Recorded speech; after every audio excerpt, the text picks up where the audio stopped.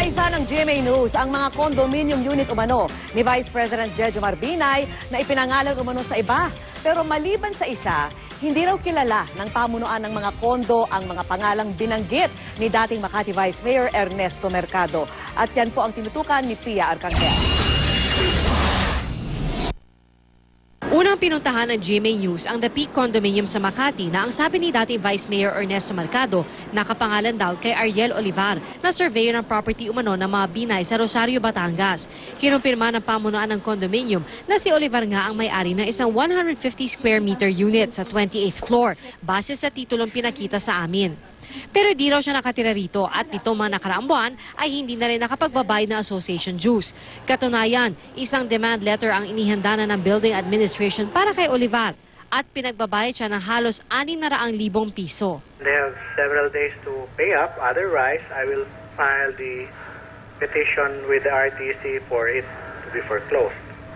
Among other units na hindi nagbabayad. Sa hearing kanina, nagpakita si Mercado ng titulo ng unit na nakapangalan kay Olivar at notarized affidavit ni Olivar kung saan iginiit niyang pinalabas lang raw siyang may-ari para maitago na ang tunay na may-ari ay si Vice President Binay raw. At sa katunayan po, pinahiram po niya sa akin yan noong 2001. Kaya ako ho alam din niya, ang halaga po niya, sir, mga 18 million more or less. Pero sa isang pahayag, itinanggi ng company Vice President Binay na si Olivar ay tumatayong dummy ng Vice Presidente.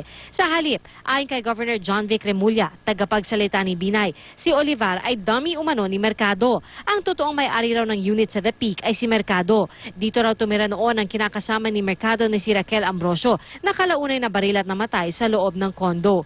Pinuntahan din ng GMA News ang sinasabing address ni Olivar pero wala raw siya sa bahay. Sa halip, pinakausap sa amin ng tao sa bahay si Mercado. Sabi ni Mercado, tauhan talaga niya si Olivar. Pero giit niya, si Binay daw ang may-ari ng unit sa The Peak at ipinangalan lang ito kay Olivar. Pero kung ipipilit raw na kay Mercado ang unit, idodonate daw niya ito. Tulad ng sinabi niya, ukol sa lupain sa Rosario, Batangas na nasa pangalan din niya.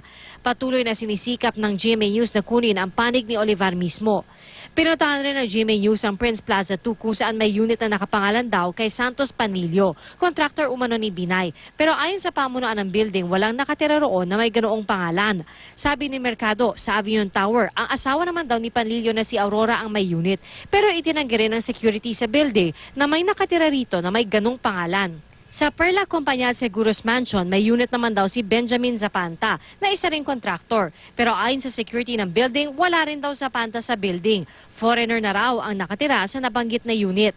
Itinanggi rin ang nakausap naming OIC sa Le Triumph Condominium na may nakatirang Celso Santiago doon na tsuhin umano ni Dr. Elenita Binay.